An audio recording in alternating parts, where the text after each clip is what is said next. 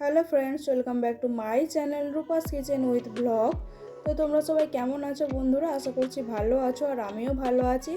আজকে আরেকটি নতুন রেসিপি নিয়ে চলে এসেছি। দেখো, তো আজকে আমি কিভাবে বাড়িতে অতি সহজে তোমরা ধোসা বানাতে পারো, তো সেই রেসিপিটাই তোমাদের সঙ্গে শেয়ার করতে চলেছি।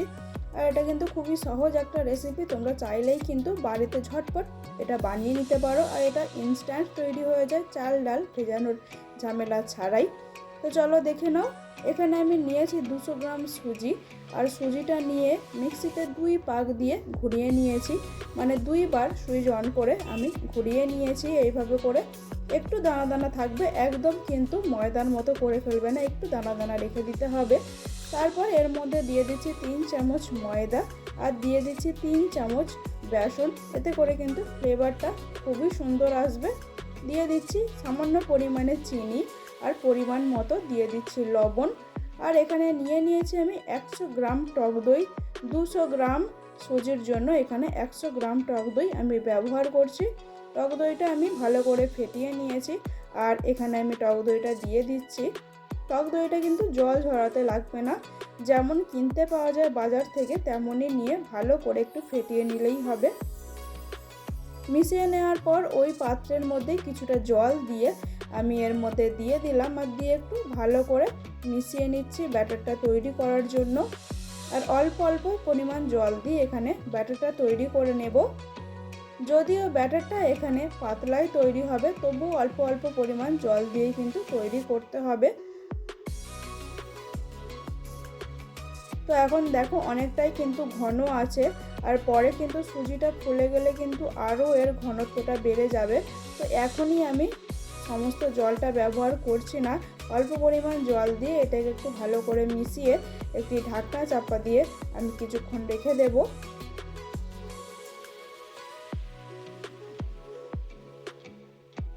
তো ভালো করে মিশিয়ে নিয়েছি, এবার একটি ঢাকনা চাপা দিয়ে রেখে দিচ্ছি 20 মিনিটের জন্য। ততক্ষণে আমি ধোসার মধ্যে যে পুরটা ব্যবহার করব সেটা রেডি করে নেব। তার জন্য এখানে আমি 200 গ্রাম আলু ভালো মতো সেদ্ধ করে নিয়েছি, আর একটু হাতের সাহায্যে ম্যাশ করে নেব। ওভেনে একটি কড়াই বসিয়ে দিয়েছি, কড়াই একটু হালকা গরম করে তার মধ্যে দিয়ে দিচ্ছি 2 চামচ পরিমাণ সর্ষের তেল। তেলটা একটু গরম হয়ে গেলে দিয়ে দিচ্ছি এখানে গ্রেট করে রাখা আদা। 1 ইঞ্চি পরিমাণ আদা আমি গ্রেট করে রেখেছিলাম, সেটা এখানে দিয়ে হালকা করে একটু নাড়াচাড়া দিয়ে ভেজে নিচ্ছি। তারপরে এখানে দিয়ে দিচ্ছি টমেটো কুচি। একটি বড় সাইজের টমেটো এইভাবে ছোট ছোট করে কুচিয়ে নিয়েছিলাম, সেটা দিয়ে দিলাম। আর নিয়ে নিচ্ছি এখানে 5টা কাঁচা লঙ্কা, সেটাও কুচিয়ে রেখেছিলাম, সেটাও দিয়ে দিলাম। তো একটা জিনিস আমি প্রথমে মিস করে গিয়েছিলাম, সেটা তোমাদেরকে দেখিয়ে দিচ্ছি। সামান্য পরিমাণ তেল দিয়ে অল্প একটু সাদা সর্ষে দিয়ে দিলাম, আর দিয়ে দিচ্ছি কয়েকটা কারি পাতা, দিয়ে একটু ভেজে নিচ্ছি। তো এটা কিন্তু তোমরা শুরুতেই করবে, আমি মিস করে গিয়েছিলাম, তাই টমেটো আদা দেয়া হয়ে গিয়েছিল। তো পাশে এটা আমি একটু ভেজেই দিয়ে দিচ্ছি, তোমরা কিছু মনে করো না, এটা কিন্তু তোমাদের আগেই করতে হবে, কড়ার মধ্যে তেল দেওয়ার পরেই। তো তারপরে সমস্ত কিছু আমি একটু ভালো মতো করে ভেজে নিচ্ছি। হালকা একটু ভাজা হয়ে গেলে এর মধ্যে আমি কিছু মশলা অ্যাড করছি। দিয়ে দিলাম একটু হলুদ গুঁড়ো, দিয়ে দিচ্ছি সামান্য পরিমাণ ধনে গুঁড়ো, জিরে গুঁড়ো, আর দিয়ে দিচ্ছি অল্প একটু পরিমাণ লঙ্কার গুঁড়ো। যেহেতু আমি এখানে কাঁচা লঙ্কার ব্যবহার করেছি, তাই সামান্য পরিমাণ লঙ্কার গুঁড়োই দিলাম। তো আপনারা ঝালের পরিমাণ অনুযায়ী কিন্তু এখানে দিতে পারেন।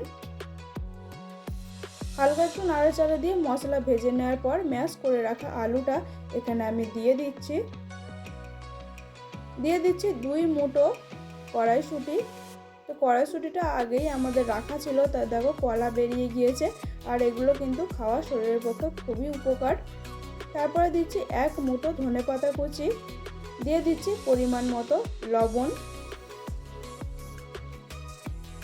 সমস্ত কিছু একটু ভালো করে মিশিয়ে নেব। আর আলু কিন্তু এখানে ভাজার দরকার নেই, ব্যাস হালকা একটু কড়ার মধ্যে নাড়াচাড়া দিয়ে মিশিয়ে নিলেই কিন্তু পুরটা আমাদের একেবারে রেডি হয়ে যাবে। আর খুব বেশি কিন্তু তেলেরও প্রয়োজন নেই এখানে। গ্যাসের ফ্লেমটা মিডিয়ামে রেখে ভালো করে আমি আলুটা মেখে নিচ্ছি এইভাবে করে কড়ার মধ্যে। তো পুর কিন্তু আমাদের একেবারে রেডি হয়ে গিয়েছে, পুরটা ঠান্ডা করে নেব। তারপরে এখানে চলে এলাম, দেখো সুজিটা জল টেনে নিয়ে কিন্তু অনেকটাই ঘন হয়ে গিয়েছে। আর একটু পরিমাণ জল মিশিয়ে আমি দেখো একটা ব্যাটার এখানে তৈরি করে নিয়েছি, আর খুবই পাতলা কিন্তু তৈরি করেছি। তারপরে যেহেতু জল দিয়েছি তাই আরেকটু পরিমাণ লবণ দিয়ে দিলাম, দিয়ে দিয়েছি সামান্য পরিমাণে বেকিং পাউডার, আর দিয়ে দিলাম বেকিং সোডা, আর সেটা কিন্তু এখানে আমি পরিমাণ অনুযায়ী ব্যবহার করেছি। তারপরে সমস্ত কিছু একটু ভালো করে মিশিয়ে নিচ্ছি। বেকিং সোডা কিন্তু অল্প পরিমাণ দিতে হবে, না তো কিন্তু তিতো হয়ে যাবে।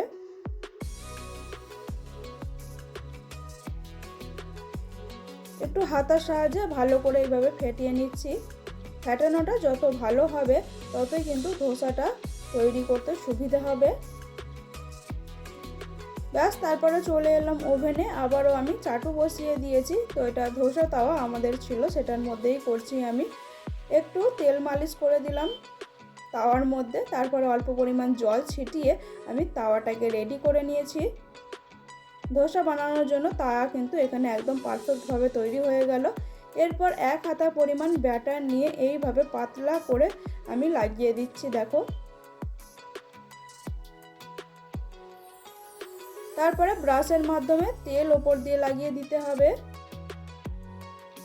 আর এই সময় কিন্তু গ্যাসের ফ্লেমটা লোতে রাখতে হবে, নয়তো নিচ থেকে কিন্তু ধোসাটা পুড়ে যাবে। এরপর যে পুরটা আমি রেডি করেছিলাম সেটা আমি এখানে নিয়ে নিয়েছি পরিমাণ মতো।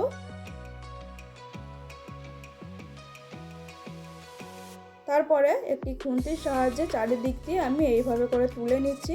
খুবই সহজভাবে কিন্তু ধোসাটা উঠে যাবে, একেবারে কোনো রকম ঝামেলাই কিন্তু হবে না যদি তাওয়াটা যেরকম বললাম সেইভাবে আপনারা রেডি করে নিতে পারেন। তো একটা ধোসা কিন্তু আমার এখানে তৈরি হয়ে গেল, মশলা ধোসা। তো বাকিগুলো আমি এইভাবেই তৈরি করে নেব। খুবই সহজভাবেই কিন্তু এই ধোসাটা বাড়িতে বানানো হয়ে গেল, বাজার থেকে কিন্তু কেনার কোনো প্রয়োজন নেই। তো দেখো সুন্দরভাবে কিন্তু এখানে তৈরি হয়ে গেল, আর খেতেও কিন্তু বন্ধুরা অসাধারণ হয়েছে। তো এটার সঙ্গে খাওয়ার জন্য আমি একটু বাদামের চাটনিও বানিয়ে নিয়েছিলাম বাড়িতে। তো বন্ধুরা, এই রেসিপিটা যদি তোমাদের ভালো লাগে অবশ্যই লাইক, কমেন্ট, শেয়ার আর আমার চ্যানেলটাকে সাবস্ক্রাইব করে দিও। আজকে এখানেই শেষ করছি, দেখা হবে নেক্সট ভিডিওতে নেক্সট কোনো রেসিপির সঙ্গে। তো টাটা।